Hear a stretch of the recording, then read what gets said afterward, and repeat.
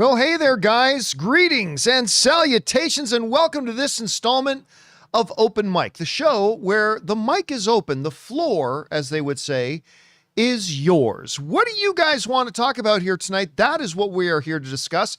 I'm, of course, your host, John Campea. Good to have you guys here, and thanks for joining me on this Monday evening. Gotta tell you guys, I'm really excited about tomorrow night because I have been really enjoying the Daredevil series. I mean, it started off good. I liked the first couple of episodes. It started off solid. Okay. I'm not going to say it was amazing, but it started off solid. Some really great moments. Then episode 3, I thought was the best episode yet. And then we got episode 4. And now I think that was the best episode yet. I really, really loved episode 4. I think a lot of you guys did. Now tomorrow is special. For those of you who don't remember, tomorrow they are doubling up on the episodes. We are not getting 1, but 2 episodes of Daredevil tomorrow night. Episodes 5 and episode 6, both dropping tomorrow night. So when we do our post-game show tomorrow, I hope many of you guys have been joining me for the post-game show. Hope you'll join me again tomorrow night. When we do our post-game show tomorrow, we've got a couple of episodes that we're going to be talking about that I'm pretty excited about. So that's pretty cool. And of course, guys, it's my favorite time of year, other than Christmas. It's CinemaCon time. And this year at CinemaCon, we're all leaving for CinemaCon on Sunday. So Rob is off in Seattle, I believe, filming. He does an annual project every year that takes about a week. So you're not going to see Rob on the John Campea Show this week, but he'll be flying directly from there to join us in Las Vegas on Sunday. Cody Miller, of course, Olympic gold medalist, undefeated movie trivia competitor. Cody Miller is going to be flying out to meet us in Vegas. And then Ann, me, and Ray are driving out on Sunday. And we're going to have a whole week of the greatest week of the movie calendar, CinemaCon. I cannot wait. I practically drool every year waiting for this. You know, we already know they're going to be showing us a full screening of How to Train Your Dragon. Excited about that. I believe there are a minimum of 2 and maybe 3 other full screenings they've got designated time slots for, but they haven't announced what those are.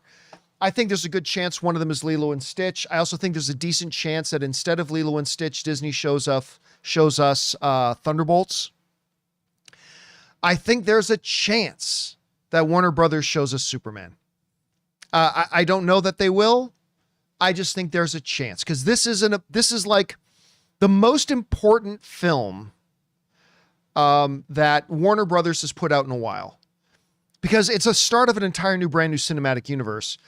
And Lion Fan 222 saying they won't show Superman. I remember going into one CinemaCon and some people were whispering they were going to show a Shang-Chi, and people said they're not going to show Shang-Chi. And guess what? They showed Shang-Chi. I remember going in about a month or 2 before CinemaCon, people said they're not going to show the new Top Gun. Guess what? They showed the new Top Gun. So like Top Gun Maverick, they showed us that a few months early at CinemaCon. So look, I wouldn't put money on it that they're going to show us Superman, but Superman is really important to them. And this is where all the movie theater owners from internationally are getting together. And if they want to hype up this movie and get the movie theater owners excited, commit the biggest screens and commit the most number of screens, this will be the time to do it. This will be the time to do it. So hopefully they will do that. And if they don't, they'll show us something else, but we'll see. Anyway, a lot of stuff coming. So guys, tonight, of course, we're going to be taking your live questions on Open Mics. The way you send in a live question is, 1, you have to be watching live. You can't send in a question for Open Mic when we're not live. And 2, you use the super chat feature in the live chat. Now the super chats are open. I always turn them off about halfway through the show. I'll let you know before I'm going to turn them off, but they are open right now. So you have a topic or a question that, as long as I deem is appropriate for the show, go ahead and send it on in and we'll address it here in just a bit. Now, before we do, you know, I like to start off every Open Mic with a topic. And I jumped on the YouTube channel and I asked our subscribers, I said, you got a topic you'd like me to talk about on the next Open Mic? And one stood out to me. With Snow White now being out in theaters, being the 6th lowest opening weekend for a live action adaptation that Disney's had. somebody asked, what would you say are the best and the worst of the Disney live action remakes? And I thought that was an interesting, it's timely because we got Snow White that just opened this weekend. Not a very good movie, but whatever. So I thought this would be a good time to address that because Disney has been, I think, is the very definition of hit or miss when it comes to their live action adaptations. They've had a couple that are really good. They've had a few that are really bad. And they've had a bunch that are kind of in the middle somewhere, kind of good, kind of bad, so mediocre, a lot of stuff in the middle. So I thought this would be a good time for us to address that. Now, I'm going to bring up this chart here that Ray made for the show earlier today. If you watched the John Campea show earlier today, and if you didn't, why not? We addressed this chart here. And as we go down, you might say, John, why is there no Lion King? Because Lion King was not a live action adaptation. It was completely animated. Anyway, I won't go off on that whole rant again. But when you go over this list, there are a bunch of them. Like I said, a couple of them are great. A couple of them absolutely terrible. But then there's a whole bunch of them that are just kind of okay, kind of good, a little disappointing. Like a lot of them that are kind of in that middle. Some of the films that I would include on that kind of in the middle, like a little bit bad, a little bit good, mediocre, whatever, I would say are movies like Beauty and the Beast, Little Mermaid. I actually enjoyed Little Mermaid, but I wouldn't say it's a good movie. I'd say it was barely passable, but still, it had enough going for it. Little Mermaid, the first Alice in Wonderland, I didn't think was all that bad. So they've got a bunch of those that are kind of right there in the middle. Some not so good, some pretty good. So here what I think are the three worst. Okay, these are in no particular order. These are just the three. You can have them whatever order that you like them in. These are just the three that I think are the worst live action adaptations that they've done. And remember, I'm also only including actual theatrical because only theatrical are real movies. So I'm not counting the direct to streaming. You're not going to hear me talk about Tom Hanks' Pinocchio. Woof, that was pretty bad. You're not going to hear me talk about one or two of the other ones. Mulan, because that was also day and date streaming on Disney. I'm not going to talk about that, but I'm just going to focus this on the theatrical movies. So the ones that I think are the three worst, again, in no necessarily particular order. Maleficent 2. Now, I didn't like either Maleficent movie, to be honest with you. Like, here's the funny thing. I thought it's kind of like Snow White in the sense that I thought the lead was very good, just the movie wasn't very good. Although I think Snow White was a little bit better than Maleficent 2, even though it's not good at all. But like Angelina Jolie in the Maleficent films as Maleficent is great. I mean, listen, if one actor's performance could make a bad movie a good movie, this would have been one of those examples. I thought Angelina Jolie was great as Maleficent. It's just that it was a bad movie, man. Even Angelina Jolie couldn't save it. Even Angelina Jolie couldn't save it. So, and I just thought it was, as I was watching it, like I didn't like the first one, but I thought the first one was a masterpiece compared to the second one. And as I'm watching Maleficent 2, like seriously, you ever watch a movie and it just feels to you like, it feels like the director is just making this up as he goes along. That's what Maleficent 2 felt like to me.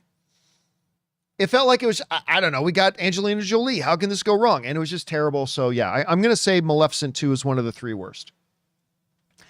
Another one that is one of the three worst that I actually really believed in before I saw it. And then I saw it and I thought it was just Dumbo. Great cast, iconic director. And it's not because it didn't live up to the emotional heavyweight thing that the original Dumbo anime. No. It was just a bad movie in its own rights. On its own merits, Dumbo was just a bad film. I wanted to like it more. I thought the CGI, especially for the time, was actually pretty okay. I hear a lot of people criticizing the CGI in it, but I still look back on it today. And for the time that it came out, I thought the CGI was fine. Again, some of the performances were fine, were quite good and everything like that. Again, it was just one that it had no heart. Kind of like my same criticism of Snow White. Snow White just felt like it had no heart. And Dumbo is also kind of like that, only even a little bit worse. And I thought, just kind of had no heart. All right. Last one that I'll mention amongst the three worst is Alice Through the Looking Glass. Alice Through the Looking Glass. The first Alice was not bad. The first Alice was actually pretty good with Johnny Depp. But the second one, like, again, I went into the second one. I was straight up excited about it. Because I thought, okay, you're going to take the things that were good in the first Alice, build on those, correct the things that didn't work. Because I liked the first Alice. But the second one was just a mess.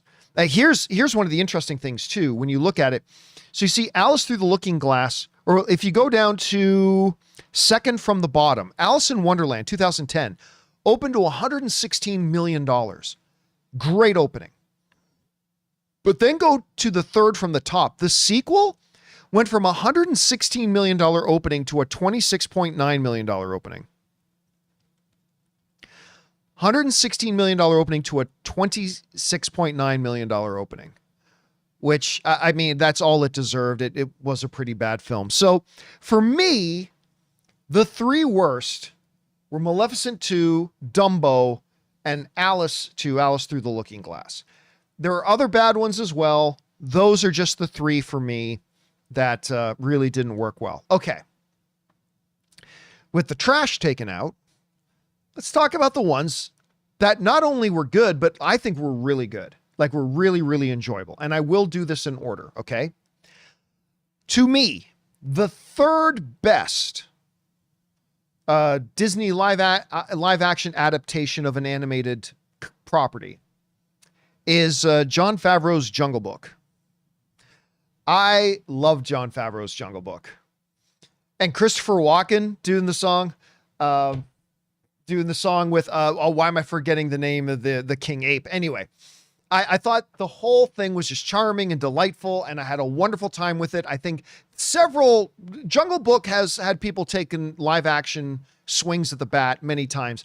I think Jon Favreau's is one of the best. I think it is the best of the live action attempts at Jungle Book. I think it's a wonderful little film. I really enjoy it. I go back and watch it every couple of years just for fun. It's the whole reason the Lion King remake got made. And anyway, so I'm going to say Jungle Book is the third best one they've done.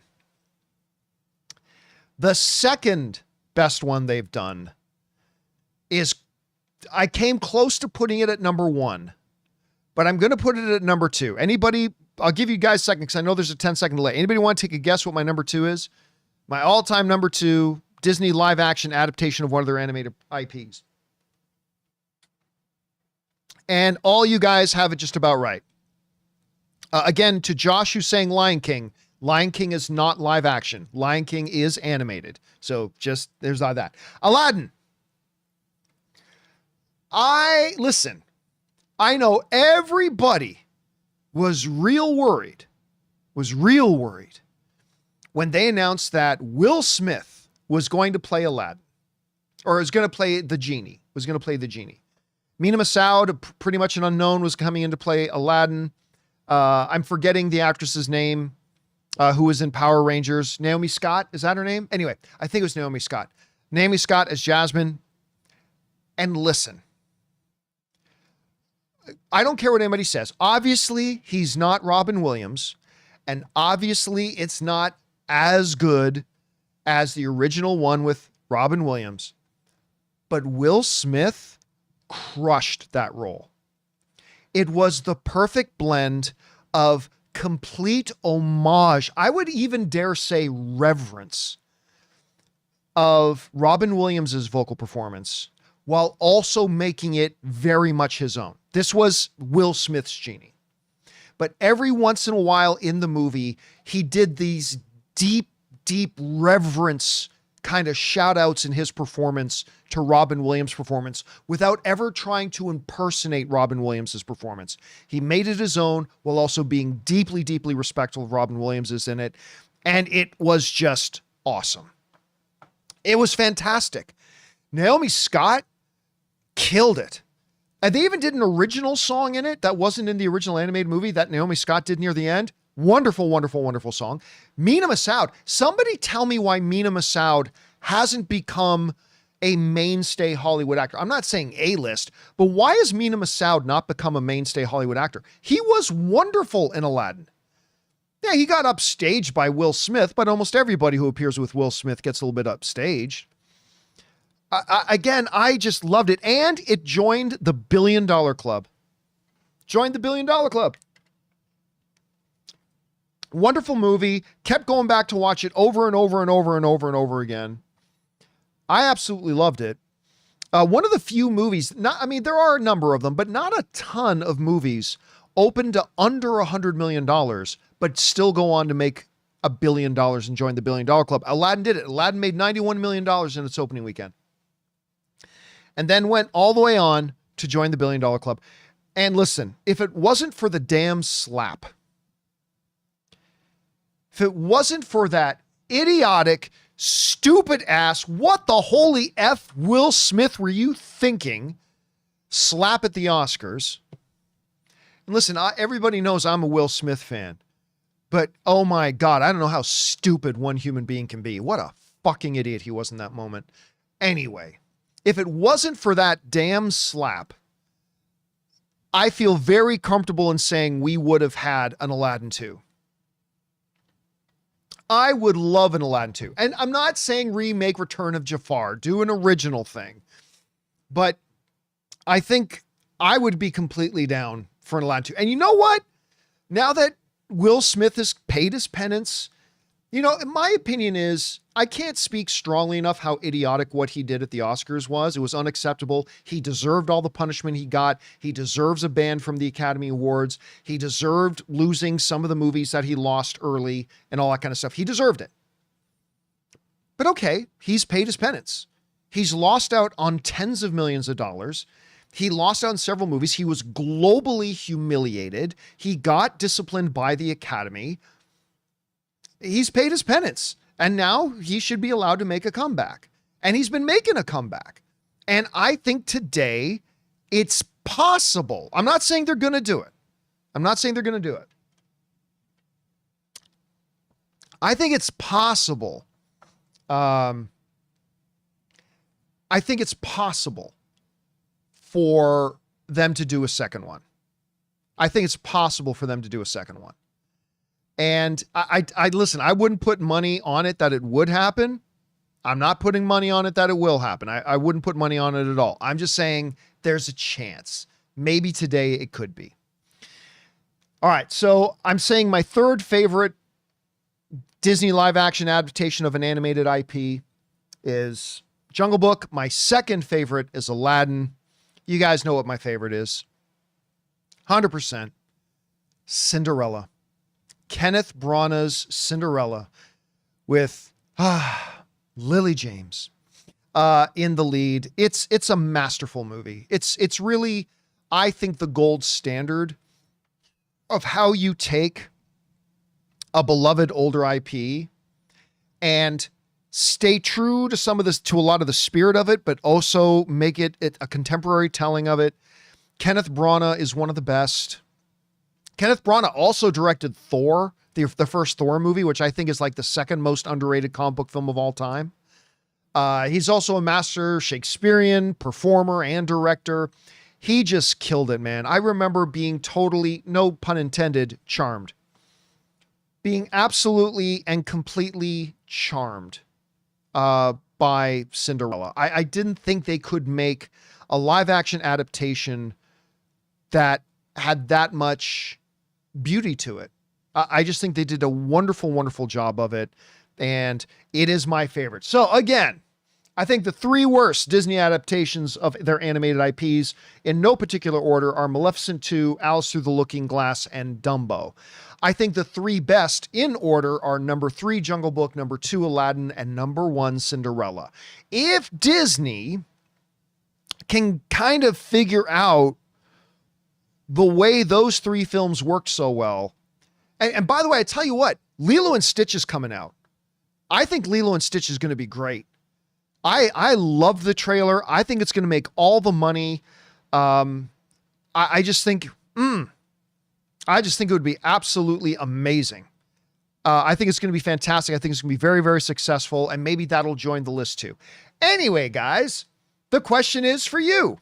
What do you think about all this stuff? What would you say are the three worst that they've done? What would you say are the three best that they've done? Whatever you guys think, jump down to the comment section below and let us know your thoughts. All right, guys. With that down, let's move on to the real reason we're here tonight, shall we? Which is taking your live comments and questions. Again, if you have a thought, comment, question, observation, theory, topic you'd like me to bring up, as long as it's appropriate for the show, go ahead and use the super chat feature and fire it in. We're going to take a few questions here now, and then we're going to take a break to thank our sponsors. But let's get to some questions here first, shall we? We're going to start off with David Goldstein, who writes, what aholened to filthy sorry? What aholened to filthy sorry? Guys, I'm going to ask you just here quick. I understand you're trying to get your questions in fast. I understand maybe you're using your phone and your thumbs get in the way. I know mine do all the time. But do me a favor, just double check, give it a quick read over before you hit send. Because I don't know what it is. I mean, clearly it's a typo. I just don't know what it is you're asking. So, yes, just make sure you double check before you hit send. That's all I'm asking. Because now I feel bad because David sent in a question with a tip for our channel to support us, and I can't answer it because I don't know what alohened to filthy sorry means. Sorry about that, David. Again, just double check it next time. All right. Thank you anyway, David, though, for supporting us. I appreciate that very much. I do appreciate it. And listen, it happens to me, right? You got these phones, you're trying to type in a question and your thumbs get in the way. It happens to the best of us. Don't worry about it. All right. Next up. Oh, I think David did realize what he sent and he followed it up. David Goldstein then writes up, what happened to filthy sports? There we go. What alohened to filthy sorry turned into what happened to filthy sports. All right. So for those of you who didn't know, we took a crack because you know me, I'm a huge sports guy. If I wasn't doing this for a living, I'd be working at some local ESPN radio station somewhere talking sports. That's what I would do all day. So we decided to, we've always wanted to launch like a sports thing. So we started, me and a couple of friends, we launched a sports podcast. And honestly, what happened to it was it just didn't catch on. Didn't catch on. I mean, we had pretty good numbers for a show that was just starting out, but it just didn't catch on. And we thought, you know what, if we're going to spend our time in this, we want to see some results, and we were just weren't seeing the results we were hoping to see. Now, listen, when I retire, I will be doing some sports podcasting again for fun. Once I retire, I'm probably going to do that for fun because I really do love it. And since I'll be retired, I really won't care if anybody watches or listens to it or makes any money. I won't care. But I'll probably do that once it's for fun. But anyway, that's what happened to it. And who knows? We might decide to get the gang back together again sometime this year and give it another shot. Well, we'll see. All right. Thanks for that, David. And thanks for clarifying what you wrote in. All right. Next up, Keaton Habeck writes, Andor was only available in a smaller number you probably mean of theaters in Seattle. Yes. Can you explain how indie films are distributed versus studio films? Hashtag Campea Classroom. The big difference is who the distributor is. Remember, there are two separate but equally important entities in the movie business. There's the production companies, the companies that make the movies. And then there's the distribution companies that then take those movies and give it a marketing campaign, create a strategy for how to release it, and then puts it out into the world, whether that's on home video, streaming, movie theaters, what have you. Now, there have been many independent films that have been produced. Remember, an indie film is defined by who produced it. There have been many indie films that then a larger studio will pick up and distribute it. As a matter of fact, most of the major studios have a division of their distribution that is dedicated to independent films, right? And so they do that. So you can have an independent film that gets a big wide release if a distributor decides to give it a big wide release. But it all comes down to the distribution. You know, indie films will go to the film festivals, try to attract a distributor to pick it up, and then the distributor picks it up and decides what they're going to do with it. And so you get some indie films that a big distribution company, maybe a Warner Brothers or whatever, will pick it up and give it a big distribution. Some will pick it up and give it a smaller distribution because maybe they don't think it has the potential to make that much money, or they don't have the money to give it a huge marketing campaign. So yeah, it could be this could be a full thing for a Campea classroom someday. Maybe I will, but that's just a quick basic answer to that. All right. Next up, we've got, thank you for that, Keaton, by the way. Next up, we've got Dwayne, who writes, John, the studio that made It Takes Two, which is a marvelous video game, Ann and I loved it, made a new game, Split Fiction, where two writers get stuck in a machine that puts them in their own stories. I have not heard of this. Accidentally, their worlds combine. Each level is a different sci-fi / fantasy level. Variety even announced there's a movie in the works, highly recommended. I remember I had never even heard of It Takes Two. Anna and I and Ray and a couple of our friends were over and we were watching the Video Game Awards a couple of years ago. And this game we had never heard of, called It Takes Two, won Game of the Year. And we were like, we never even heard of this. So that night, Ann and I downloaded the game onto our PS5. And then we got hooked. We got absolutely hooked on the game. And it's one of the few video games that she and I played all the way through together. A lot of the video games we play together are like Super Mario Party and stuff like that. But I mean, it's one of the rare like PS5 games that we played together and played all the way through. It was magnificent. Now, they announced like a year and a half ago that they were going to, somebody bought the movie rights for It Takes Two. And I've never heard anything happen to it since. Now, I have not heard of this new game, Split Fiction, but I'll definitely give it a shot. But again, they announced there was a movie development deal for It Takes Two and nothing happened. So it's cool that they've announced a movie development deal for Split Fiction, but until I actually see something, I'm going to be very hesitant to believe it. Because again, we had the same thing with It Takes Two and we never saw anything. And maybe an It Takes Two movie will still come at some point.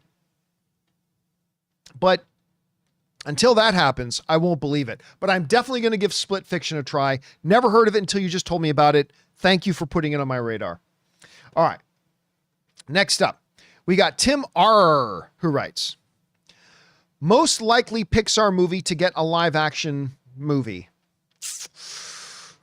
That's tough because I really don't think they'll ever do a live action adaptation of a Pixar film. I mean, obviously you can't do Cars because there's no humans in Cars. It would just be all animated like the Lion King one was. Monsters, Inc.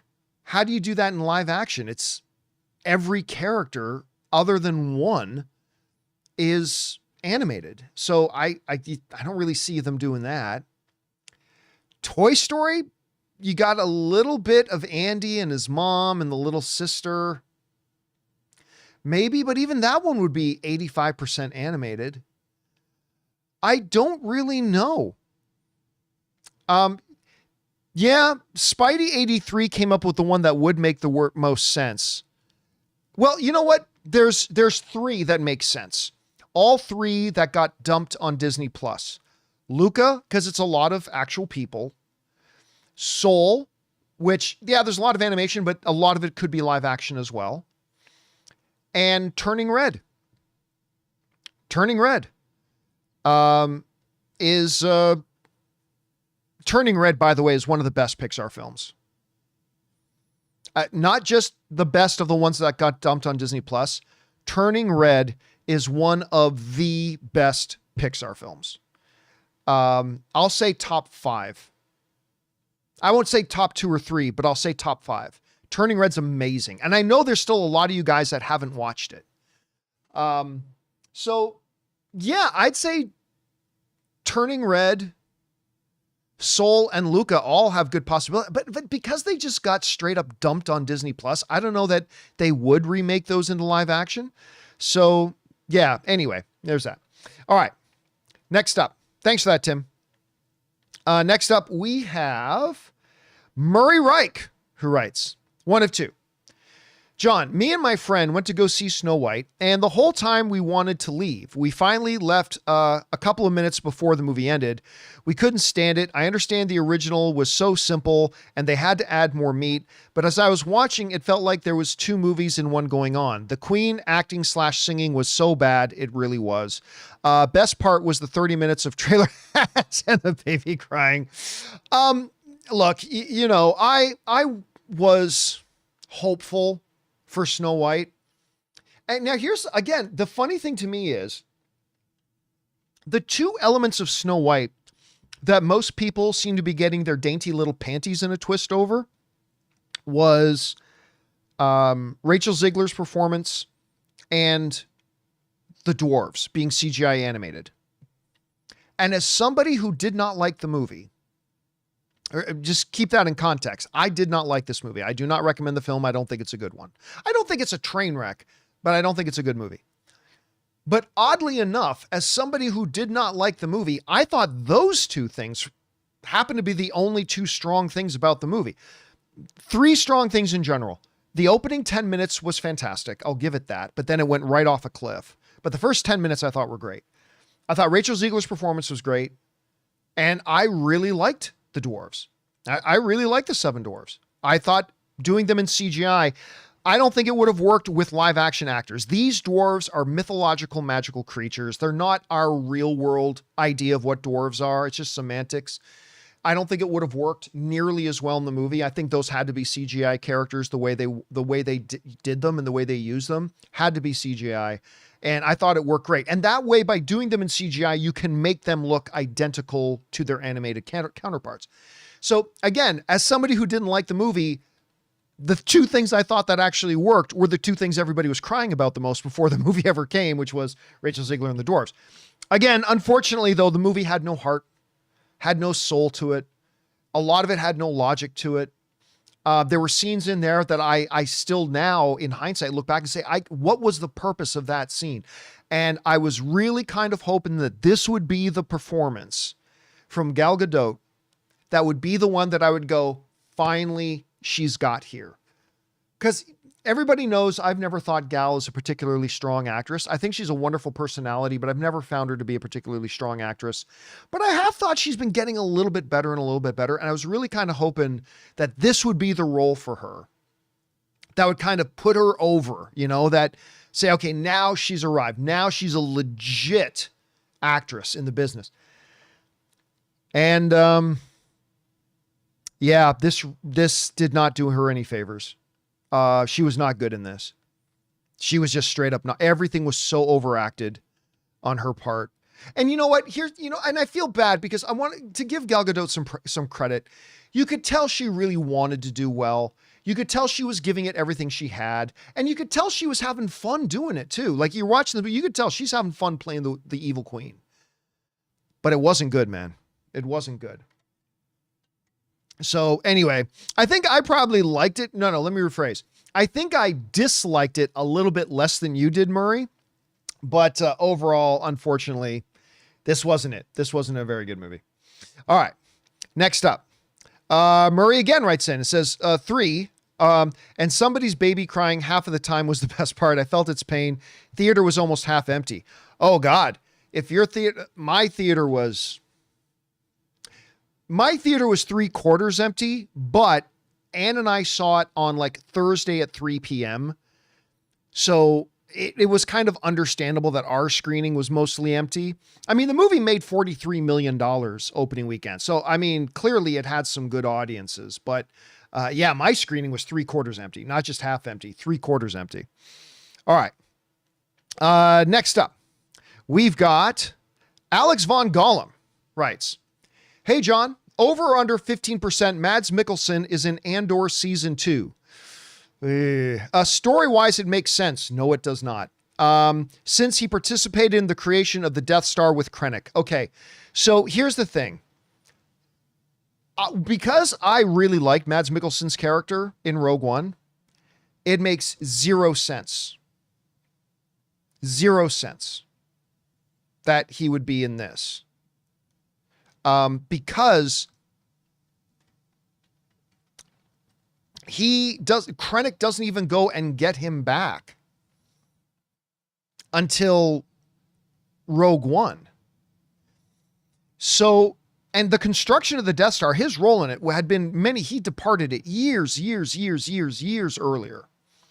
So really, it would make no sense because he can't have a scene. The only scenes you could have with Mads Mikkelsen is sitting in his little hut on his little farming planet with his little girl and his wife saying, "Pass the milk, please." That's all you could have him doing in it. So that would just kind of be shoehorning him in. It wouldn't make sense to have him there. Now, you set the over-under number very, very low.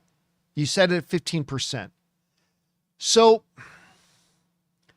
I think you nailed it. I think there's a 15% chance that he appears in it. But they would have to kind of force it because there's no logical reason why Mads Mikkelsen's character would be there. Because in this time frame, he's just sitting on that, he's just hiding out on that farming world. That's all he's doing. So there's really no reason to go to him. Although I gotta admit, I'd get a kick out of seeing him in the role again because I really did like him in the role. All right. Next up, Murray Reich writes, "I saw Mickey 17 and it was okay. Robert Pattinson was great, always is. But movie felt weird. It definitely was a weird movie. But I couldn't help laugh at the subtle wink-wink characterization of Mark Ruffalo's character. It was so painfully or plainly obvious." Yeah. And there's a few things in the movie too that I think were kind of set up to be quasi mysteries that were pretty evident and obvious as well. Again, Robert Pattinson, the best part about the movie is Robert Pattinson's performance. Two things. I love the premise. The premise is great. And then secondly, I love Robert Pattinson's performance. I thought the whole MacGuffin thing about, what did they call the little alien, guys in the live chat, what did they call the little alien creatures again? Not the snackers. there was some name they gave them in the movie. If anybody in the live chat remembers what the name of the little creatures in the movie was, fire it into the live chat. But I thought that was creepers. I called them snackers. The snackers. Creepers. I don't know. It seems something like out of a Star Wars sequel, and I don't mean that in a good way. So my overall thing with Mickey 17 was, it was pretty good. It's pretty good. I didn't walk out regretting watching it. Like, I thought, okay, that was all right, but I don't have any plans to watching it again. But again, to your point, Robert Pattinson was really, really good in it. All right. Last question that we're going to take before we go and take a quick break and thank our sponsors. Alex Von Gollum writes, "I saw Snow White. It was barely okay. The frustrating part, some scenes showed the movie had the ingredients to be great, like her ability to uplift people." And you know what? I think you're 100% on the nose there, Alex. I think one of the really frustrating things about Snow White was that they had the pieces to make a good movie. They had the pieces. Again, I thought, despite what anybody would tell you for their own political reasons, Rachel Ziegler was great in the role. She was fantastic. Her singing, you need somebody that can sing like she sings. She was wonderful. She embodies that beauty and that purity and all that kind of stuff. She was great. They had that. The opening number, again, I go back to this. The opening 10 minutes of the movie, I thought were really good. In the opening 10 minutes, I'm not spoiling anything, but in the opening 10 minutes of the film, they basically set the stage about Snow White being born, her two parents, how, it leads to her being alone, all that kind of stuff. And there's this this really good musical number. I think it's called Where the Good Things Grow. I think that was the name of it. Anyway, it was a really good musical number. But the frustrating thing about that is it's kind of like Buzz Lightyear. The first act of Buzz Lightyear was great. And I remember they showed us the first 35 minutes of Buzz Lightyear at CinemaCon, and we were like, oh my God, this movie's going to be amazing. The problem was the first act was great, and then after the first act was done, acts 2 and 3 were total garbage. And it's frustrating because you saw in the first 30 minutes, you could have, you had it. You had it. The first 10 minutes of Snow White, one of my biggest criticisms of Snow White is that there's no heart. It's heartless. It's soulless. The movie's just soulless. But it had heart in that first 5-10 minutes. And just that first 10 minutes just becomes this object of frustration because you had it. Like, there was charm in the first 5 to 10 minutes. The music was joyous in the first 10 minutes. I felt the emotion as the mom disappears and all, like, you had it. And then poof, as Chris Carr would say, like a fart in the wind, it just disappeared. And it just became this heartless, soulless, kind of illogical trop that had its moments. It had its moments. Snow White had its moments. But it just, at the end of the day, became this utterly forgettable, kind of heartless movie that was left with some good building pieces. And that, again, just makes it more frustrating. It becomes more frustrating because they had the pieces to make something good. And for a few moments, you could see they kind of got it. And I really like Mark Webb as a director very much. But this was a bad day at the office for him. This was a bad day at the office for him. Anyway, that's just me. So anyway, all right, guys, we still got more questions of yours to get to. So, and if, by the way, the super chats are still open. I'm going to leave them open through the sponsor break. And then shortly after the sponsor break, I'm going to turn the super chats off, but they're going to be open for now. But so you got a few more minutes to get some in if you want to, and then I'm going to turn them off. Now, we're going to take a short little break. I'm going to refill my drink, give you guys a chance to run to the bathroom, talk amongst yourselves, and we will be right back to take more of your questions. But for now, we're first going to thank a couple of sponsors of today's episode, our friends at PrizePicks and Kickoff. Guys, we want to take a second to thank a sponsor of today's episode, PrizePicks. Baseball season is officially here, and if you're not running your game on PrizePicks yet, you are seriously missing out. This is daily fantasy made easy, and it's how I keep every pitch exciting. You see, PrizePicks lets you pick more or less on player projections like strikeouts, RBIs, or hits, and that's it. I just cooked up my lineup for this week. I'm taking Shohei Ohtani for more than 1 home run and Julio Rodriguez for more than 1 stolen base. Whether it's baseball, basketball, or even esports, you can mix and match players from different sports for a shot to win up to 1,000 times your money. And the app is super intuitive. It takes under 60 seconds to lock in your picks. And here's a little bonus. Every Tuesday is Taco Tuesday, where you get select player projections at a discount. More value, more fun. So download the app today and use the code Campea to get $50 instantly after you play your first $5 lineup. That's right. Download the app today and use the code Campea to get $50 instantly after you play your first $5 lineup. PrizePicks. Run your game. Guys, we want to take a second to thank a sponsor of today's video, Kickoff. Man, time flies, doesn't it? 1 minute, you're reminiscing about your last vacation, and the next, you're thinking about major life goals, like buying a car, getting that dream home. But if your credit isn't where it needs to be, those goals can feel out of reach. And that's where Kickoff comes in, the #1 credit building app in the App Store that makes it easy, affordable, and stress-free to build credit fast. And that's exactly why I love Kickoff. They give you a credit line for just building credit, not for spending. Your on-time payments get reported to the 3 major credit bureaus, helping helping you improve your credit mix and payment history, two of the biggest factors in credit growth. If your credit is under 600, you could see a jump of about 28 points in your first month. No credit check, no hidden fees, no interest, just smart credit building. Building credit can happen faster than you expect with Kickoff. Don't wait. Get your first month for just $1 at getkickoff.com/Campea. That's Kickoff without the C. Get 80% off at getkickoff.com/Campea.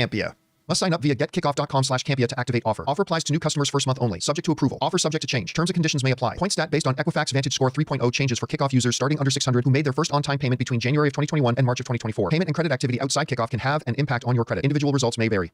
And thank you to our friends at PrizePicks and Kickoff for sponsoring tonight's episode. All right, guys, with that down, let's get back over to your questions here, shall we? Where did we leave off? We left off with Alex Von Gollum, and we're going to pick up things up here with Jerome, who writes, have you seen or heard of a movie called Snow White, A Tale of Terror? It stars Sigourney Weaver as the evil queen. I have not. I have not heard of this one. Let me go and look it up. What's it called?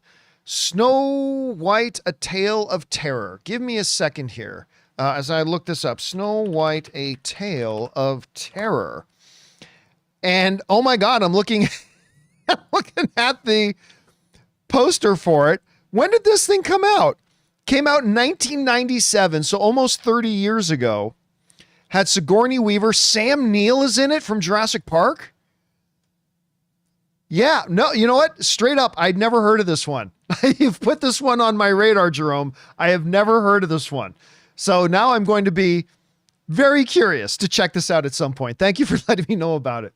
All right, next up. Deadshot writes, thoughts on Final Destination 6 trailer tomorrow. Just being honest with you, I could give two craps about Final Destination. Not a fan of the franchise. There was the one that I actually really did. There's one that was a lot of fun to me. But honestly, the rest of them have been utterly forgettable. Again, I'm not crapping on anybody else who likes them. I know Final Destination totally has its followers, and that's great. It's just not for me. It doesn't click with me for whatever reason, so I really don't care about it, and I don't even know that I'll watch the trailer. Who am I kidding? I'll watch the trailer. Maybe it can win me over. Who knows? All right. Next up, we've got Jerome again, who writes, do you think Disney makes more remakes and sequels than they do original stuff these days? No. I mean, look, we just went through this long phase where they made like a bunch of all original stuff.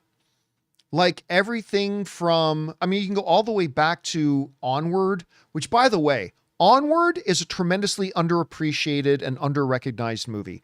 I thought Onward was really, really good. That's the one with Tom Holland and Chris Pratt doing the voices. Anyway, so between that, and then we had that whole stretch where they made, like back to back to back, they made Soul, they made Luca, they made Turning Red.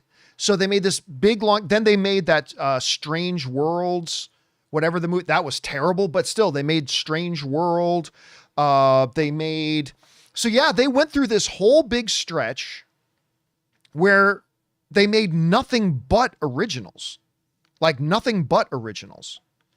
Oh, Dan is saying that Onward is DreamWorks. For whatever reason, I had it in my head that one was a Disney, not Pixar. I thought it was a Disney animated film, but it was DreamWorks. Fair enough. Thank you for pointing that out. But still, they went through this, like, again, just the four off the top of my head. Well, look, they did Luca, Soul, Turning Red, Strange Worlds, Elemental, yeah, they just did this slew of purely original new films.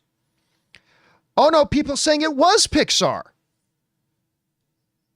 Okay, now people in the live chat saying Onward is Pixar. Okay, so I was right. Okay, there you go. So Onward. So yeah, like all right before and then all through and even just coming out of the COVID era, they did nothing but originals. The problem was, none of them had a lot of success. Partially because Bob Chapek dumped some of them just on Disney Plus. Partly because, well, one of them was just terrible. That Strange Worlds movie they did was just terrible.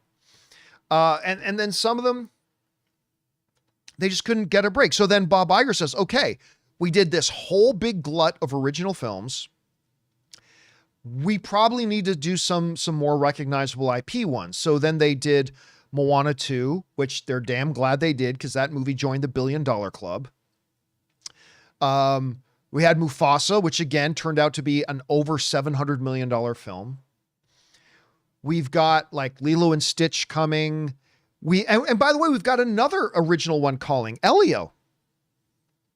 Elio's coming. That's another original. So I would actually say right now, it seems like Disney is doing, they're doing a lot of originals right now. They're doing a lot of original right now. Now, again, then we got Zootopia 2 coming. That's going to probably be $1 billion film.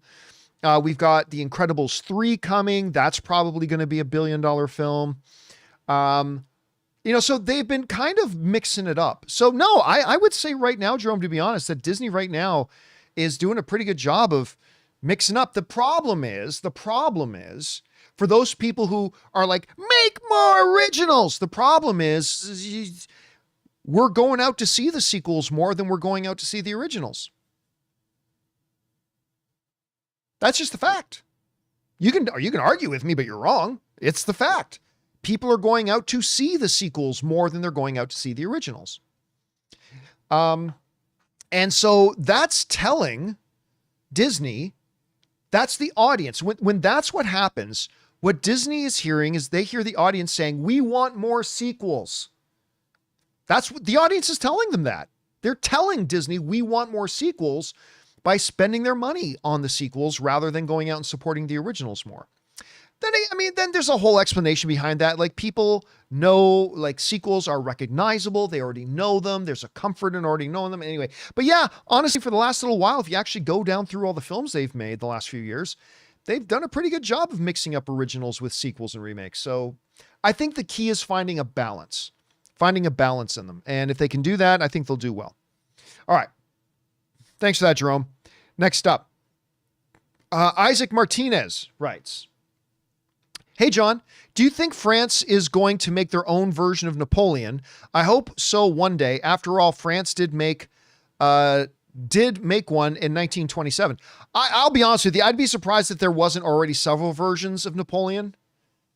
Maybe. I don't know French cinema, to be honest with you, but I would be pretty surprised if they don't already have several versions of Napoleon. And would there be another one at some point? I'm absolutely sure there would be. I just know that Ridley Scott's was not very good. Man, I was excited for that movie. I was excited for that movie.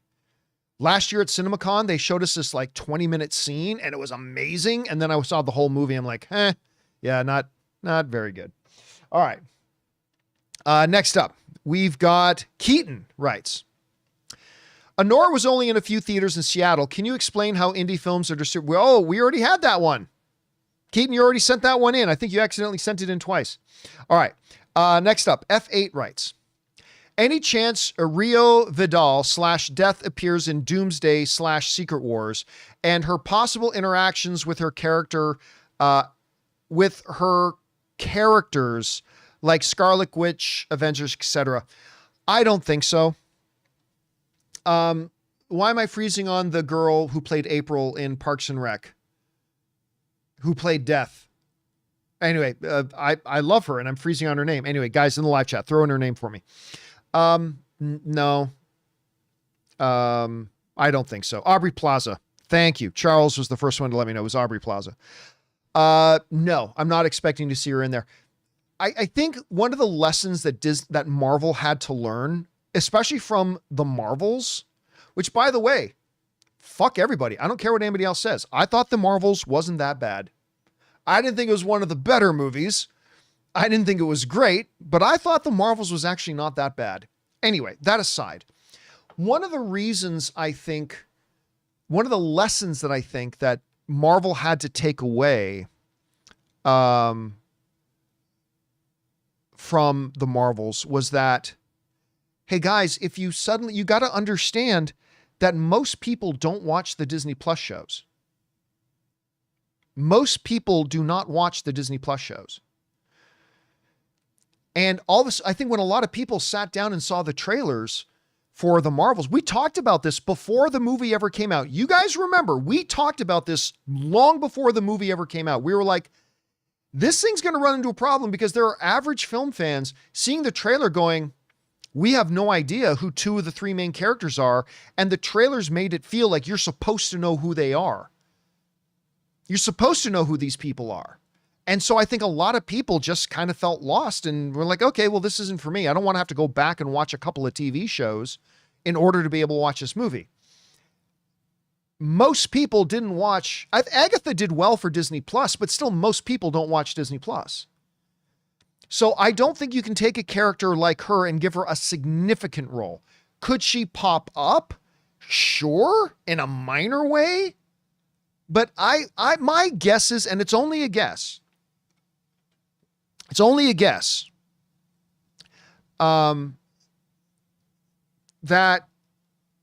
they will not have Aubrey Plaza in the movies. They could. It would just feel very weird because most of the audience has no idea who that is. They didn't watch Agatha. So my guess is they won't have her. Again, anything's possible, but it's just my guess. Okay. By the way, guys, I am now turning off the super chats.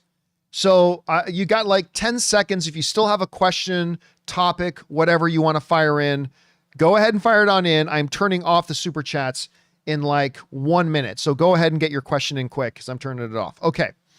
Let's see. Thanks for the question, F8. Next up, Windwalker 57 writes, the big question for me, which, if any, live remake was actually an improvement over the animated original, not lived up to the original, but was better? I don't know that that's I don't think that's an important question. Like, I don't think you need to make it better than the original. I've never thought that. My feeling on both sequels and remakes and stuff like that has always just been, just give us another good movie and let us evaluate it on its own merits. It doesn't matter if it's as good as the original or better than the original. The only question we should be asking is did the movie you make, was it good? Was it good? That's the only question we should be asking. This whole thing about, is it better than the original? See, there are some people who say, if you can't make it better than the original, you shouldn't make it. Fuck that. Fuck that. Because if you live by that, if Hollywood navigated by that stuff, there's a lot of movies out there that I really enjoy that I never would have got to see. Like, the live action Aladdin wasn't as good as the original animated masterpiece, but it was better in some ways. And on its own, that was a tremendously wonderful movie. The Will Smith Aladdin is a wonderful movie. And if Hollywood went by some backward thinking draconian, well, if it can't be better than the original, never make another one, I think that's ridiculous. Because then we'd have a bunch of these movies I never would have gotten to see just by these Disney ones. I never would have gotten Kenneth Branagh's Cinderella. I never would have gotten Jon Favreau's Jungle Book. I never would have gotten the Will Smith version of Aladdin directed by Guy Ritchie, who I love Guy Ritchie, but that was a weird choice for a director for that movie. So yeah, I mean, I don't know if any of them ended up being better than the original. I mean, I don't know. Well, Cinderella might have come close to being better than the original. I'll be honest with you. Kenneth Branagh's Cinderella may have been close to being better than the original. But again, to me, it's not even a question that should be asked. The only question we should be asking is it really good? That's it. That's the only thing I really care about, to be honest with you, man. All right. Thanks for sending in the question, Windwalker. Oh, and by the way, I've now turned off the super chats. The super chats are now turned off. So we'll get through the remaining questions. If you see anybody asking, why can't I send in a question? Let them know that the super chats had indeed been turned off. Okay, here. Let's get back over to it. And again, thank you for the question, Windwalker. Next up, Jedediah Elias writes, the new Final Destination trailer is Jaws level scary. I have a hard time believing that, but listen, somebody just wrote in and said the trailer comes out tomorrow. Did it come out already? Did the new Final Destination trailer already come out? I'll go check it out if it did. Again, I have a hard time finding anything about Final Destination scary. I find them more funny. And that's why I really like the one. Like the one Final Destination I thought was great, but I never once found it scary. I found it really, and in a good way, I found it funny. Like they set up these ridiculous scenarios and some of them are really entertaining. Again, most of the franchise doesn't work for me, but we'll see. Again, and maybe Jedediah, I'll watch the trailer. Maybe I'll think it was legit scary too. All right. Next up, we've got Take It or Leave It writes, Hamdan Bilal, co-director of No Other Land, was brutally beaten and kidnapped by the IDF in his home in the West Bank. Thoughts on this, John? I'm not here to talk about politics, so you can take that somewhere else. Marcus Orlowich writes, what are your thoughts on the original Disney 1937 Snow White and the Seven Dwarfs? Also, have you seen it in the movie theaters before? I never did see it in the movie theaters, to be honest with you. I've never seen it in the movie theaters. I've only ever, I mean, obviously it was long before my time. I've just seen it on the screen, on the small screen home. I'm going to be honest with you. I don't find the original Snow White all that great. I really don't. I mean, it's a classic archetype, right? For sure. It absolutely is. 100%. No doubt. I'm not taking that away from it. But, yeah, I never find myself like, unlike Aladdin or Lion King or sometimes even Hercules or, you know, some of the older Pixar films, I never find myself wanting or feeling the urge to go back and watch the original Snow White. Now, obviously, it's legendary and all that kind of stuff. Hi ho, like absolutely. But I'm just gonna be honest with you. I've never found it. I don't ever find myself saying, you know what we should do tonight, honey? Let's sit down and watch the original Snow White. I never usually find myself feeling that. So yeah, not now. Maybe if I had seen it for the first time ever on the big screen,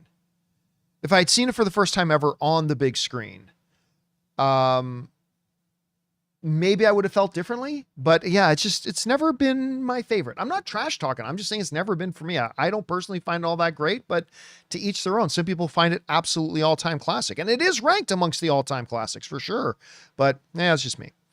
All right. Next up, where are we at? We're at Jerome, who writes, do you think if Disney ever remakes Pocahontas and The Hunchback of Notre Dame, they could get away with doing the songs Hellfire and Savages? It would be tough. We actually talked about this before, particularly on the Hellfire song. It would all depend on what your approach to the movie as a whole would be. If you wanted to make the movie a very kid-friendly movie, it would be very difficult. If you wanted to make your movie more of an adult drama kind of thing, then some possibilities exist. But again, just going back to The Hunchback of Notre Dame, that song, and what's the name of the villain? Is it Rollo? Is the name of the villain Rollo in it? I can't remember. I think it's Rollo. I'm going to say Rollo. If I'm wrong, correct me in the live chat there. But,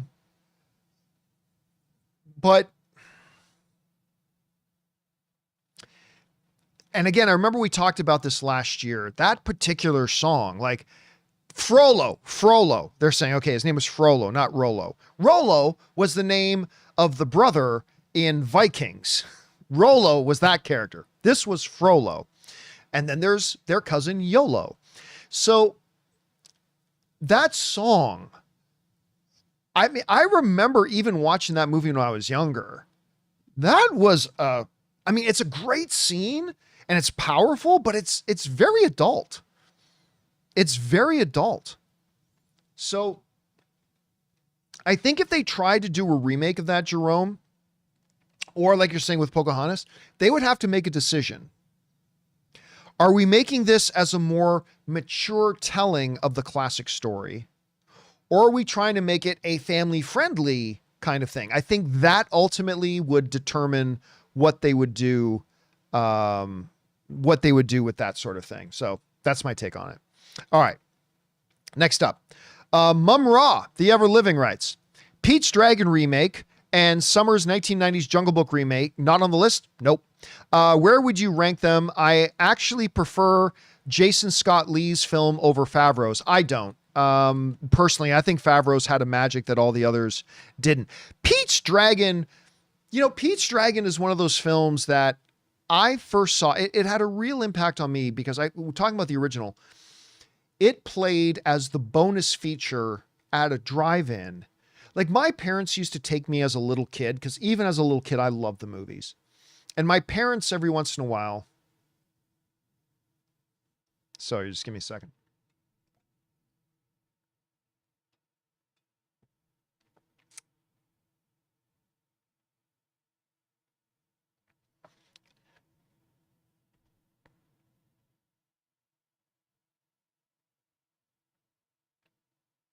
My parents once in a while would take me to go to the drive-ins a lot. We would always go to the drive-ins. And back in the day when you go see to the drive-in, there would be it would usually be a double feature. And sorry, I lost my mom recently.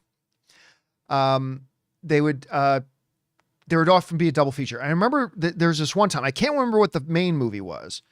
But the second one was the original Pete's Dragon. And so I grew up always with the fondest memories of Pete's Dragon. Right? Always with the fondest memories of Pete's Dragon.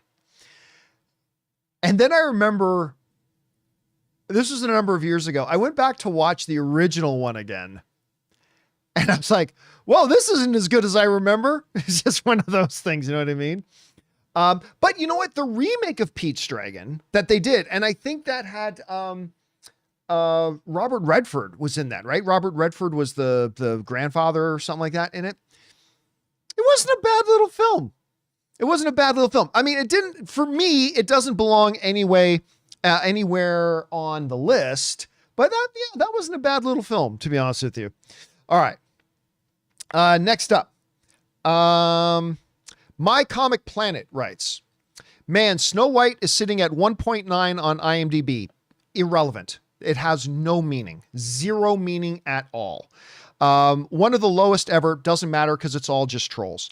I didn't think it was that bad. Is this the most divisive Disney movie ever? No. Listen, this is why I tell everybody all the time, pay no attention to the IMDb score. The reason you can't pay attention to the IMDb score is because anybody, whether they saw the movie or not, can jump on there and register 000 or 10. It has no meaning. It has no credibility. Pay no attention to the IMDb score. Any score that allows people to vote who probably didn't even see the movies. And listen, there was a large mobilized effort on people before the movie ever even came out to go and now remember, I'm saying this as somebody who says Snow White's a bad movie. I'm not a Snow White defender. I don't like the film. I think it's a missed opportunity. I didn't think it was very good, but there was organized and mobilized efforts to get people to downvote it as much as they could on that. It's just not something you should pay attention to. Now, that's why if you want a legitimate audience score, you have to go to Rotten Tomatoes, because Rotten Tomatoes will only count people that through their ticketing system verified actually saw the movie. So when you go to Rotten Tomatoes and see their audience score, not for TV shows, only for movies, because TV shows, they can't verify those because you can't tell if somebody watched something at home or not. They only count the votes of people that actually saw the movie. And when you go to Rotten Tomatoes, look at that. Its audience score is 74%. Now, I don't agree with those 74%. I didn't like the movie that much. But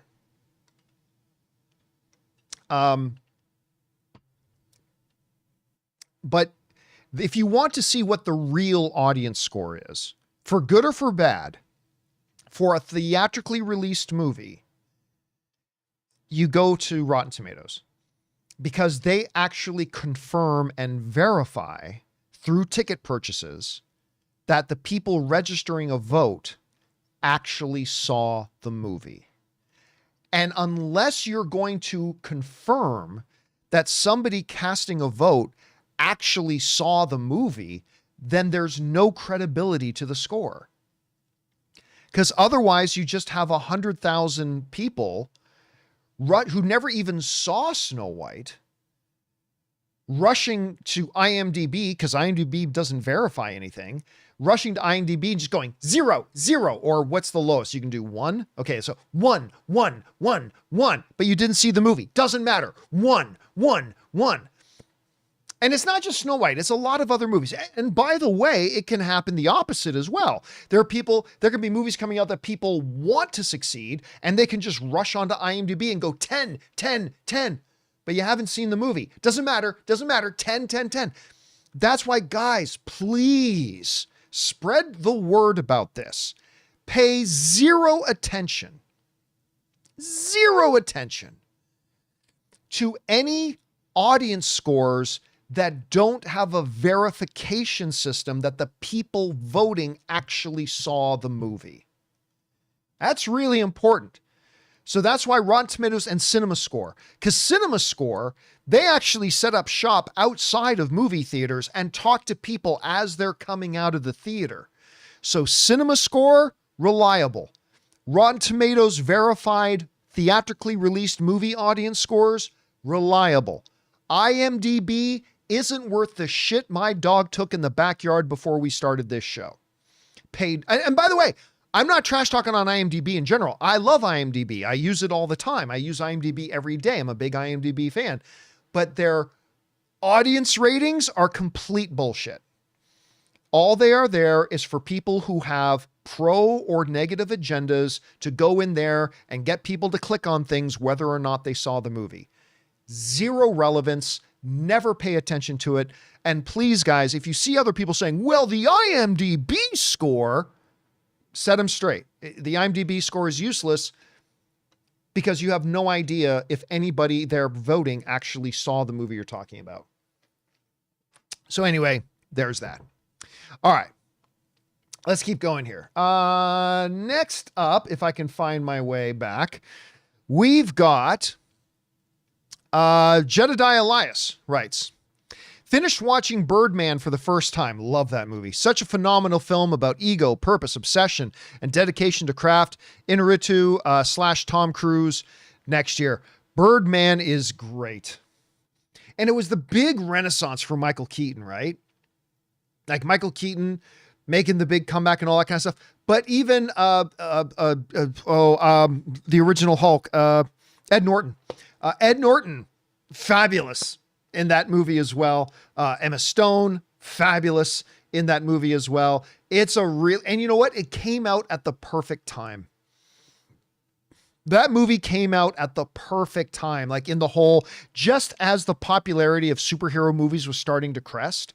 That's when that movie came out. So it was, yeah, it was a wonderful, wonderful film. We don't talk about it enough, to be honest. It's such a good movie. All right. Next up, we've got Abel writes, I enjoyed Snow White. I'm a 30-year-old heterosexual male, unpopular opinion. I fell asleep during Wicked, not Snow White. It was a great time. Hey, listen, again, I'm going to go back over to this. You're not alone. 74% of the audience liked it. And that's great. Almost half, little less than half of the critics liked it too. Little more than half didn't like it. I'm one of the more little half. But listen, I'm glad you, again, like I said, I've never thought that Snow White was like a complete dumpster fire or anything by the stretch of the imagination. It definitely has its upsides. It does.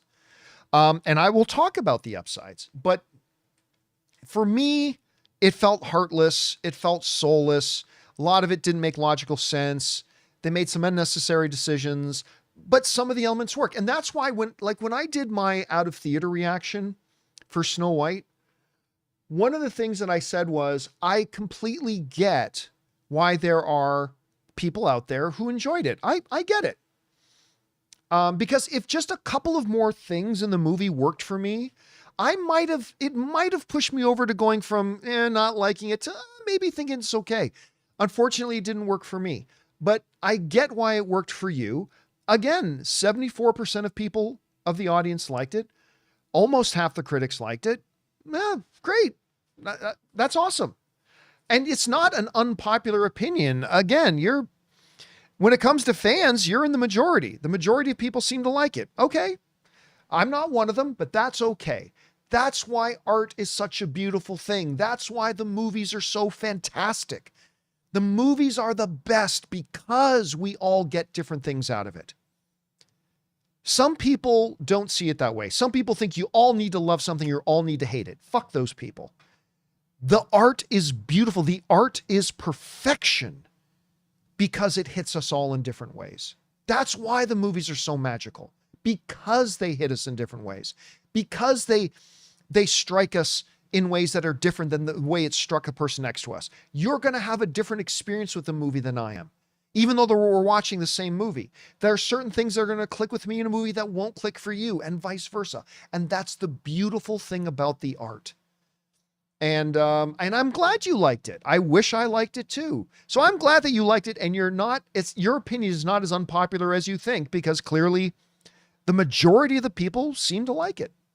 All right. Thanks for the question, Abel. Next up, Raymond Verada writes, if Disney is remaking their old movies, why not remake The Rescuers? Ugh. They never explained how the animals got together. Make it an origin movie. I'm going to be honest with you, Raymond. I don't think that movie makes any money. I don't think there's enough people who would really care about it. Now listen, whenever I say stuff like that, people get mad at me because they go, I care about it.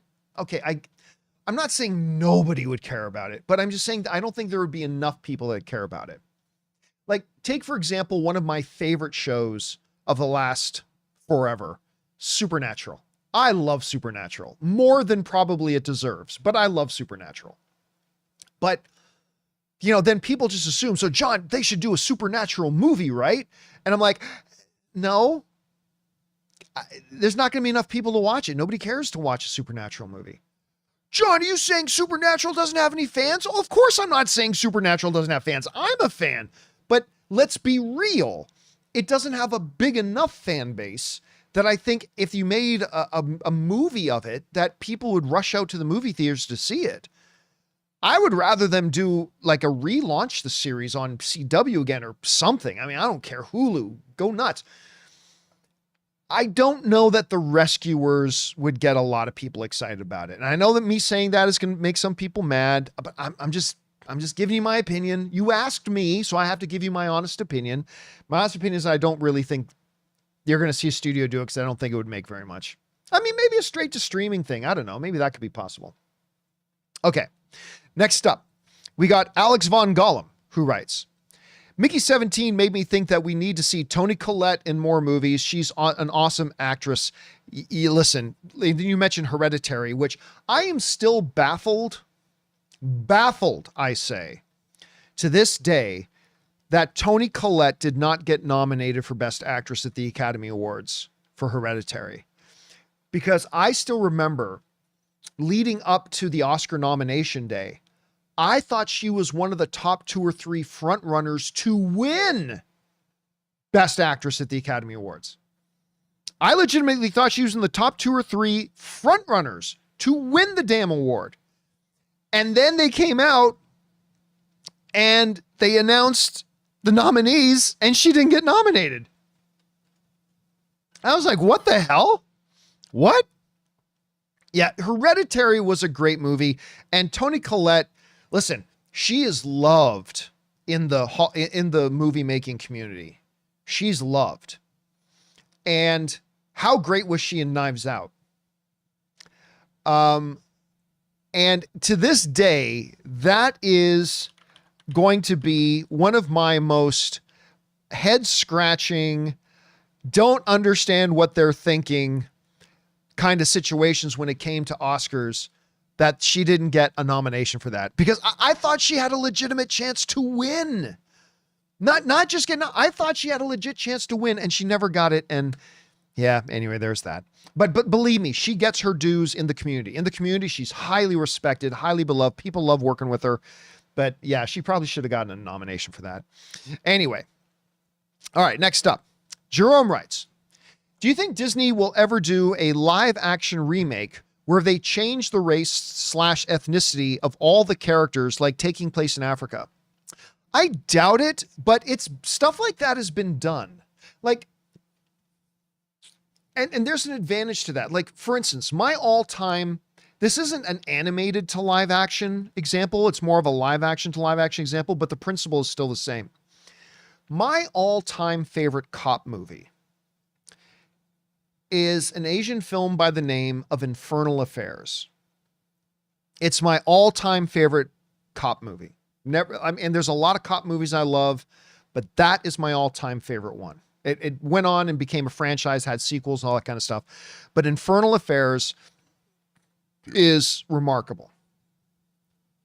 So what they did was Martin Scorsese decided he wanted to make a new version of Infernal Affairs.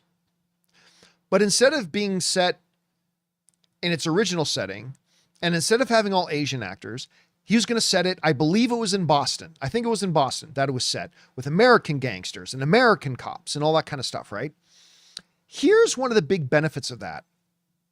By taking it from one cultural setting and transplanting it into another cultural setting.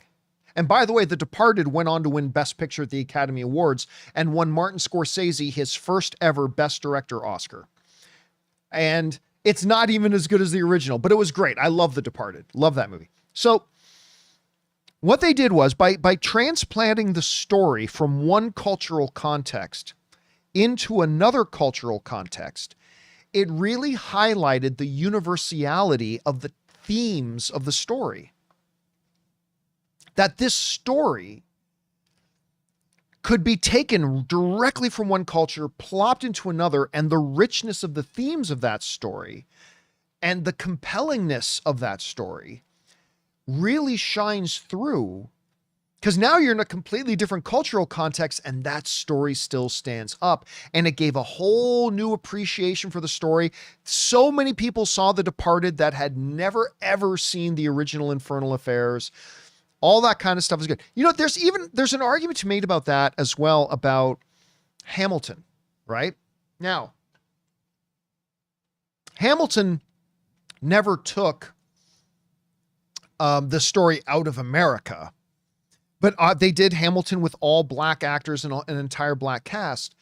And one of the magical things about that, and listening to Lin-Manuel Miranda talk about that, is that by making the cast all black in Hamilton, it shows the universality of the American promise, of what America was built on. So you saw it, the themes of it, just like how in Infernal Affairs, the themes of the story, even when you transmute it from one cultural context to the next, it really makes the themes of the story stand out as all that more rich. When they did Hamilton, one of the brilliant things about it was it showed that the American promise is for everyone. And it means so much to everyone. And by completely changing like the race of the cast, it lets what the meaning of America stand out more. I'm not an American citizen. I live in Canada. I live in the United States. I've lived here for about 15 years now. I love this country. I love the people here, most of them. I love the people here. I love all that kind of stuff. And I love the American promise. I love the American dream. And that's one of the things about Hamilton, is it really made the heart of the American promise stand out, because you took it from what we were used to seeing and put it into something else. Now, could Disney benefit from something like that by taking, say, I don't know, what would be an example of a classic Disney story and then transplanting it into another completely different culture? I don't know off the top of my head. But could they do something like that and have it enjoy that success that The Departed had coming over from an Asian context, or something like Hamilton did by showing it from a different, forcing us to look at the story a little bit different. Could a Disney film do that? It's possible, but it would also have a lot of headwind against it. And there are just simply people out there that don't want anything like that. There's not only people out there who don't want anything like that, there's a lot of people out there who don't want other people to be able to have that either. They just don't want it to exist. So I don't know. Could it work? Maybe. There have been historical examples of something like that working, but it would be a tough sell for Disney to do it.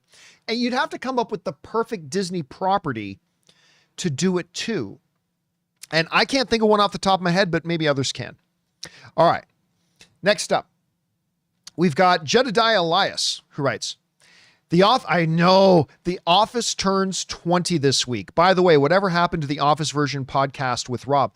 So for those of you who don't know, Rob and I, we even produced the first couple of episodes. Rob and I, we did start doing it. We were going to do this thing called The Office Virgin. The reason our podcast was going to be called The Office Virgin is because Rob has never watched The Office. He's not really a sitcom guy. He's never watched The Office. He's never watched Seinfeld. He's never watched Parks and Rec. So we had this idea to do The Office Virgin, the Office Virgin. Rob was The Office Virgin, and he and I were going to go through every episode of The Office. I can't reveal a number of details here because of agreements. All I will say is I'm trying to decide what I can say and what I can't. Let's say there was a business deal in place with a third-party company. Okay.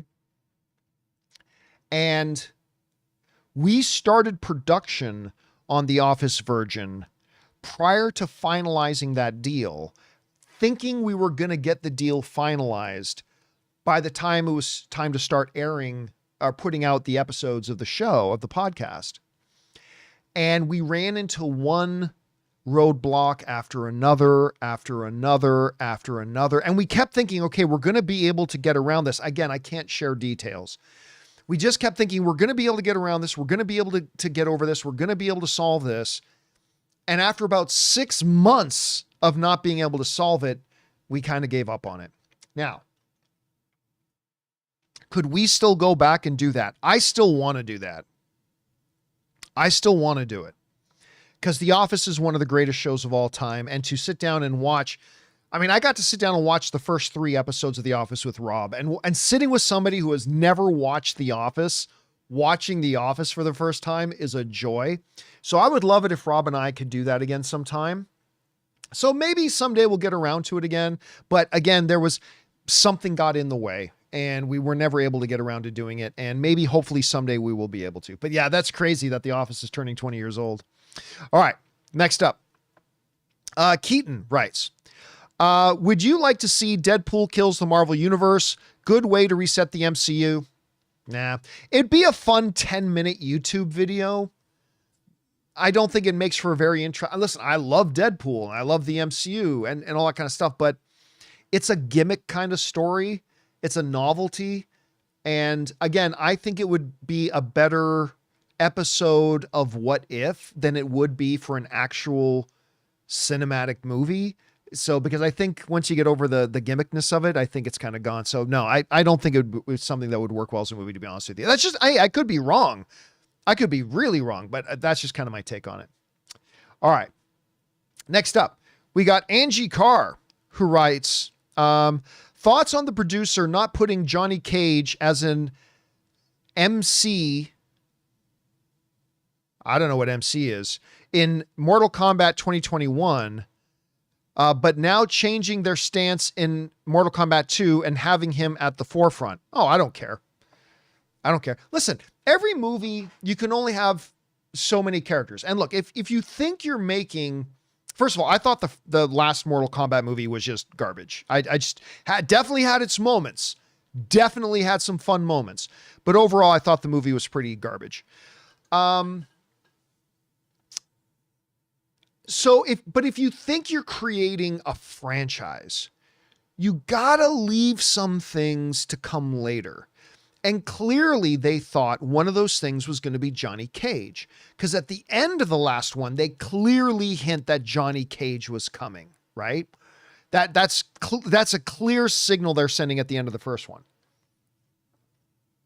that Johnny Cage was coming. So they're going to have Johnny Cage. Listen, I'm not going to pretend like I'm excited for Mortal Kombat 2. The first one was terrible. And I say this as somebody who loves the original Mortal Kombat movie, okay?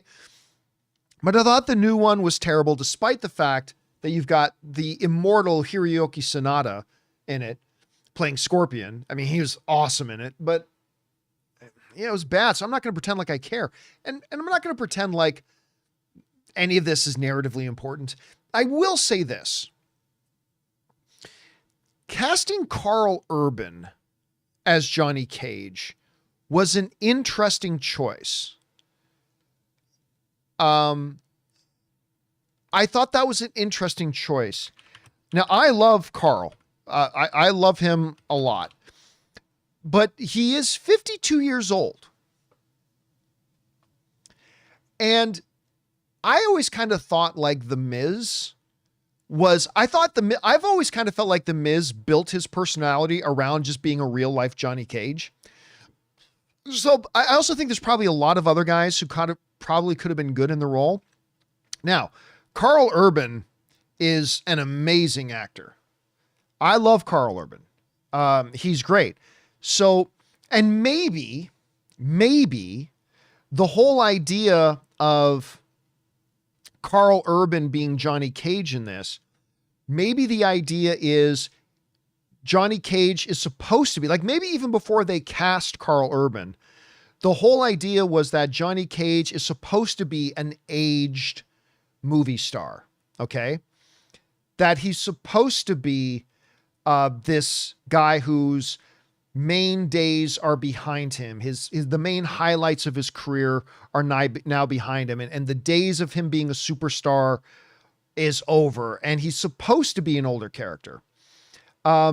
If that's what they're going for, there's me and Karl there.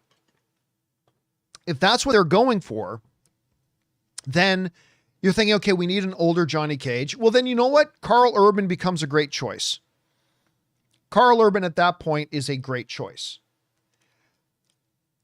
Again, I just thought it was an interesting idea not to go with somebody a little bit younger. So anyway, we'll see how they go. We'll see how it goes. Listen, it can't be any worse than the last one, right? That's the one thing I'm kind of giving the new Mortal Kombat is it can't possibly be as bad as the first one. So we'll see how it goes. All right. Let's see. Next up, Jerome writes, you ever see the movie about George Foreman?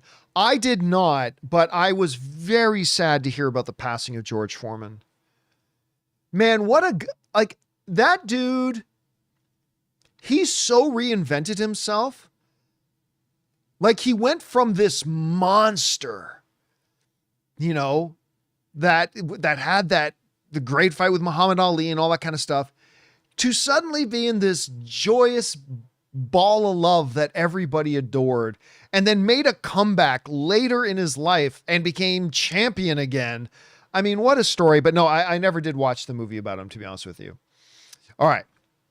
Raymond Verrata writes, how about live action Disney remakes, World's Strongest Man, original with Kurt Russell, and World's Greatest Athlete, original with Jan Michael Vincent? I honestly don't like Jan Michael Vincent to me was the guy in Airwolf. I don't recall. Are those real things? I honestly have never heard of them. I've honestly straight up never heard of either of those things. So I wouldn't have any kind of feeling about them trying to remake these things. All right. Last question of the evening comes to us from Rachel Knight Online, who writes, you're in charge of rebooting a failed IP you feel deserves a second chance. Which one and why? Rebooting a failed IP. Okay. I'm tempted to say Transformers, but I mean, that would be like saying, I feel like you can't say Transformers because Transformers has had great success. So it's not like it failed out of the gate. What would be one?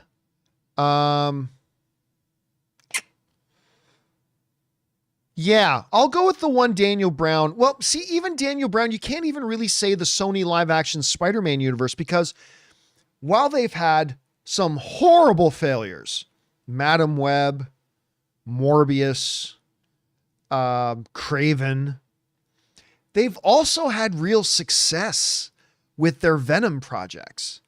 Like whatever you think doesn't matter. Whatever I think doesn't matter. They've had some great success with their Venom projects.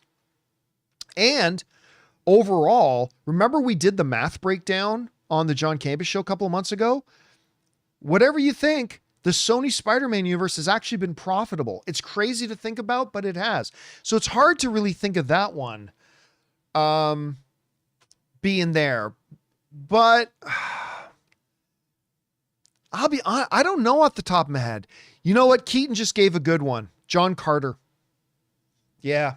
See, and that's unfortunate too, because John Carter, who was directed by Andrew Stanton and starred Kitsch, what's his name? The guy who played Gambit in that one Wolverine movie. What's the actor's name? Something Kitsch. Anyway, that movie, Taylor Kitsch. Thank you, Rachel. It was Taylor Kitsch, directed by Andrew Stanton. That was a really good movie. That John Carter movie was a really good movie. And it was one of the worst marketing campaigns ever. And they botched it terribly. And nobody went to go see it. And it was a big bomb. Big flop. I would absolutely give that another shot.